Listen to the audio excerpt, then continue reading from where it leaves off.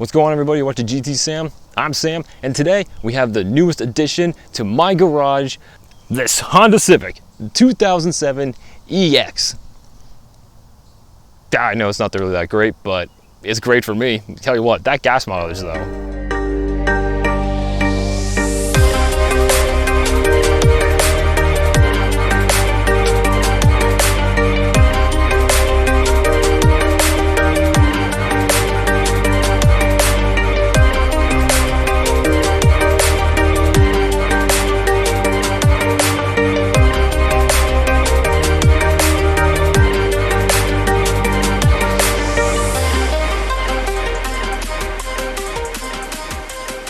So I've been kind of hinting at a new car on my channel for a little bit now, and you're probably all wondering really what it is and what happened to the old cars and what's going on with my Acura TL. Why haven't I shown that yet?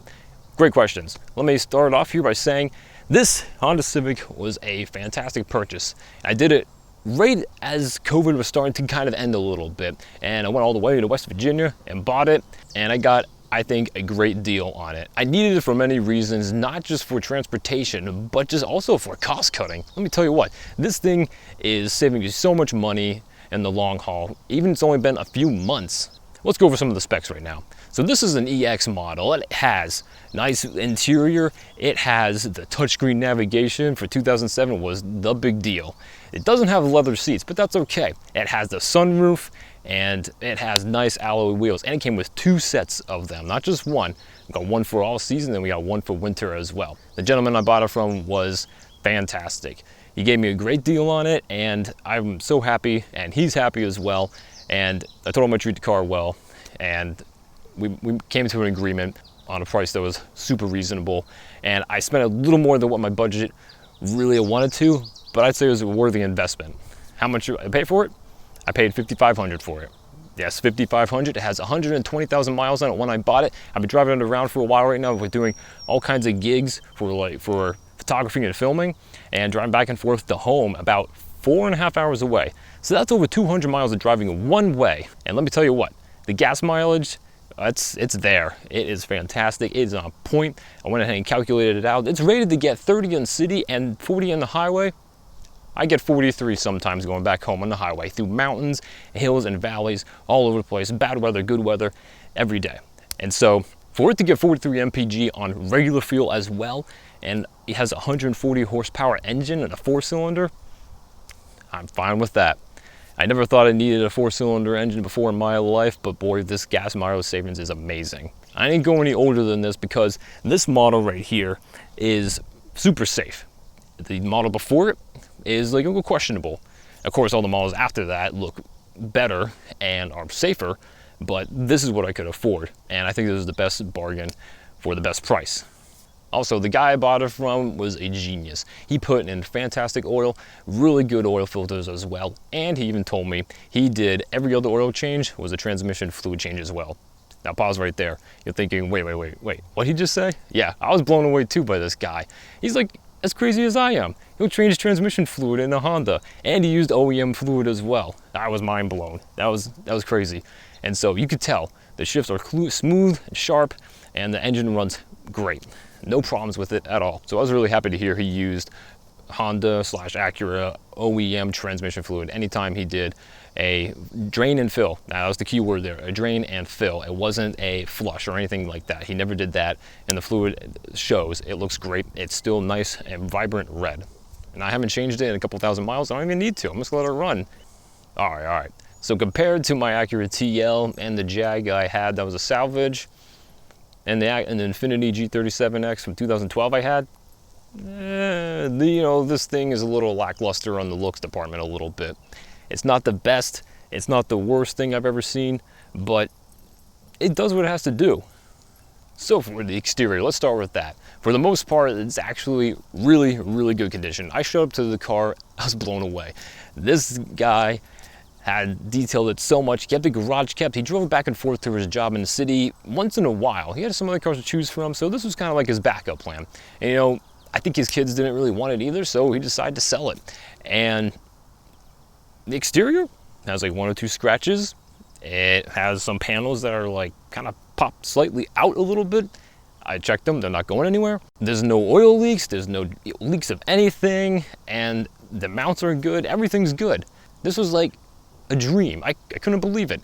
Like someone of my caliber of thinking and keeping up with car maintenance would have a car like this for sale. So it was like a no-brainer. I had to go for it as soon as I could. There's no crazy mods to it, only tasteful things. So the paint silver looks good, and the rims are sharp, clean, no scuffs or anything like that as well. The tailpipe has a little extension on there that's tastefully done. It's just a nice chrome tip. It actually looks really good. It doesn't look like some junky piece of exhaust. I like that. He put also a little tiny trunk spoiler on the back as well. I think it looks great, color match and everything.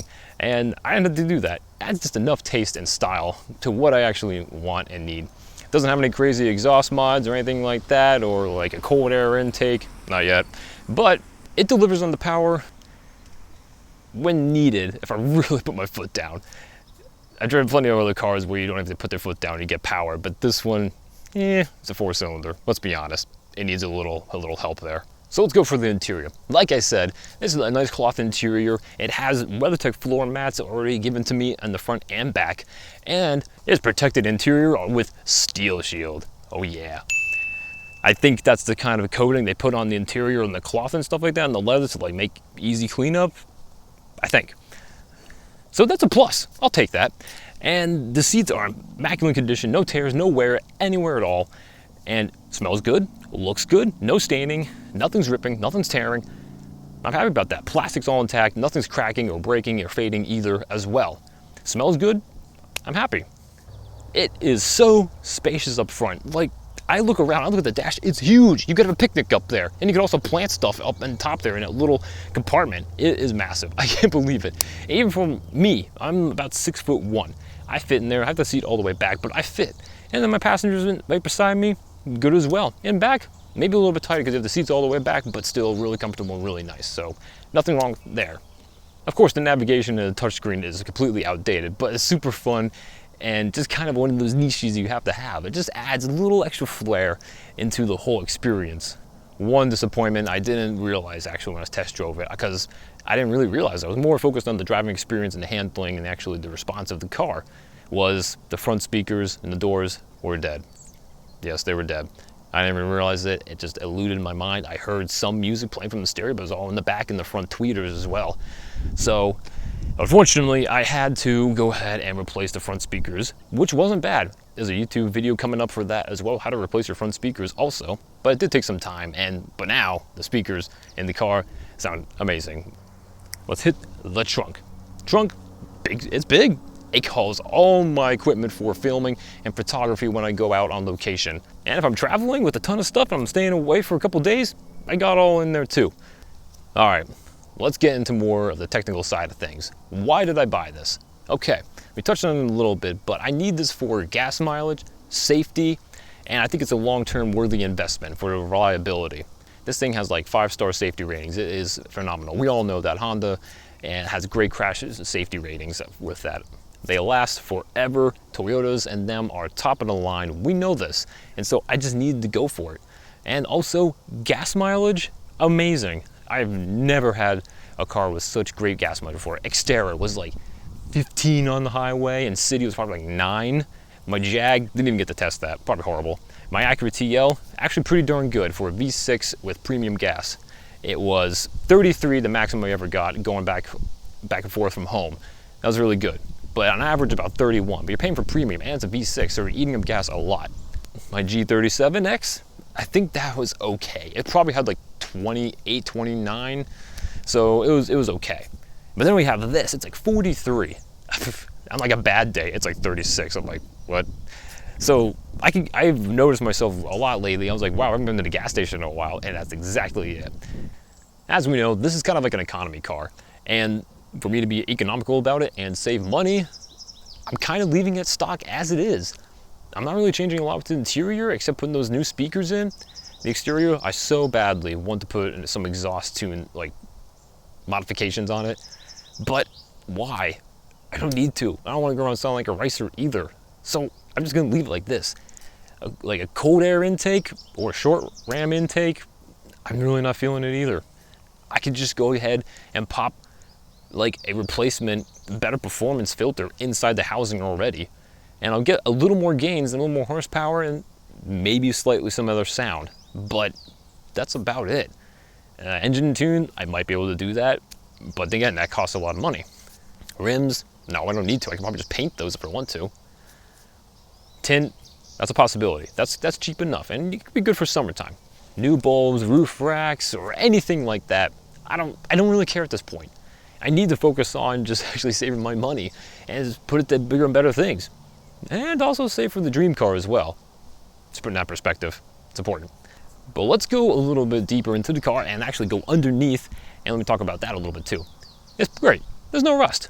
It's awesome. There might be some surface stuff, but not much at all. The bonus is, the side of the car has like the stickers on there. It's about like all this protection, paint protection, interior protection, underneath coating. It is underneath coated. I could definitely vouch for that because everyone underneath is coated in a rubberized spray.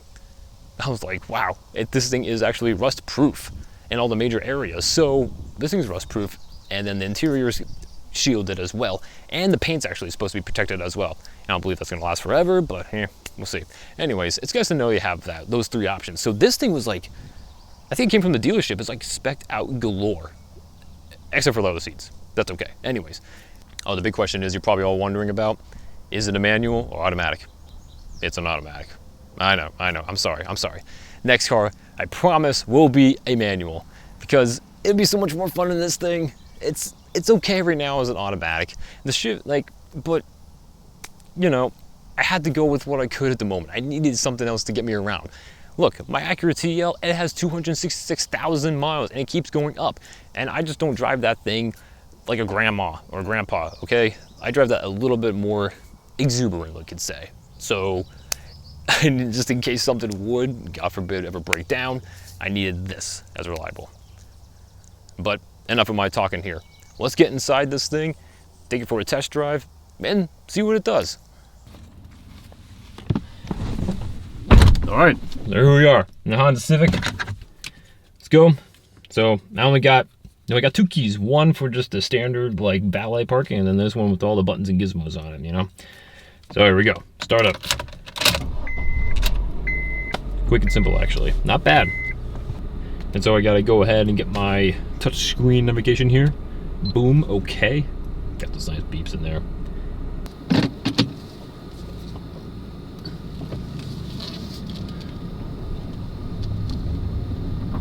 You know, actually the suspension is not bad. It gets a little skittish when you're going over like these bumps in the highway, but you know, other than that, not too bad. It does well with that.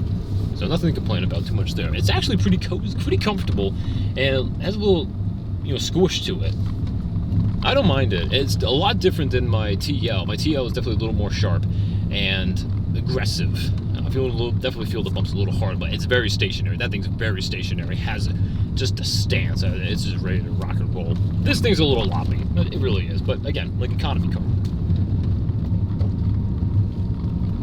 All right, right now just going down a steep hill, using the brakes. Brakes are good. They better be good. Okay, and I live around some crazy hilly roads here, so I'm gonna go the other way. We've got plenty. So here's full acceleration. Yeah, there you go. Okay, yeah. Not bad. See, not bad. It gets up and goes enough. No sports car, nothing insane. It just does. All right, so we're coming up on some corners here. I'm probably treating this like a sports car. Probably shouldn't be, but and things are pretty smooth. Brakes are sharp. Taking these corners. It's a very twisty, turny road where I live here, and so it's great for like really breaking into your car. And if it fails that suspension, well, it could be catastrophic. Let's just say. There's a big dip down over here. Corner in. It doesn't have a lot of. Has a little bit of play. Another one. And so we're going about 45 miles an hour right now on these back roads, and these roads are kind of like just redone, and then you can probably hear the cabin noise a little bit. It has a little bit of just a drone, not bad, but it's there, it's relevant. And you do have to like put up your music just a little bit because, you know, the interior isn't as well made as maybe some more luxurious cars, just as how it is. And things are a little more plasticky and cheap. But that's what you get. But speaking of cheap, these seats aren't. Wait, well, that doesn't make sense. Like, these seats aren't that bad. I mean, they're cheaper quality. They're not leather. They're cloth. It's normal. But they're good. The previous owner was an older gentleman. Not that old. He's older than me, you know. I'm in my 20s, okay? But, so, besides that, you know, him and I, like, we're tall guys. And he would drive many miles. He said he loved these seats and never had a problem. He fit in them great. Me as well. I just put it back, and then I have plenty of room, and it fits me great. So now we're just cruising along at 25 miles an hour. Nice and calm, quiet, collective, cool. Give some beans here. First gear. Second. 45. I don't know how long that took, but there we go. And there's a guy behind me burning out and coming up me fast. Good Lord. And I know this lens I have a wide lens on here, but do you see the size of this cabin, like all the space I have? Let me tell you what, there's compartments up the wazoo. Got space up there, I got one here, got one over here, down below that one, and then I got one here, got one above that one, right below the control climate buttons, got one down here below the shifter. I got my cup holders, I have my glove box, I have my armrest, and then I got like the trunk, and I got the side like pockets for the doors. There is so much space. It's crazy. That was like one of the things that just like stood out to me so much. I'm like, there's so much space to like hide stuff and put everything everywhere. It's kind of fun. I do put a lot of stuff everywhere. So there we go, guys. That's my Honda Civic EX 2007 4-cylinder with 140 horsepower. It's not a looker. It's economical though, and it keeps me safe, and it's fun enough. I tried to spice it up a little bit with that crazy touchscreen interior and putting those new speakers in there. Yeah, you know, we got the exhaust tip as well. Really adds a nice touch. But guys, what do you think of this video? And what do you think of my new car? Do you like it? Do you hate it? What kind of experience do you have with these things? Are there things that are major that I should watch out for? Or is everything pretty smooth sailing as long as you keep up with maintenance and treat it right?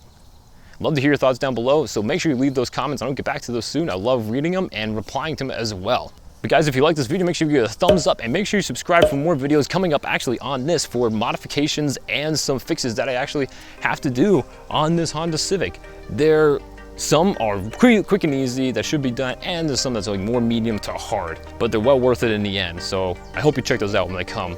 And that's why you gotta hit the subscribe button to make sure you know when they do come out. And it's no secret, guys, that I'm trying to actually grow my YouTube channel. So when you hit the subscribe button and hit the likes and give me them views, it definitely helps. So I appreciate whatever you guys can do for me. All right, that's it for me, my Honda Civic. This is GT Sam. I'll catch you next time.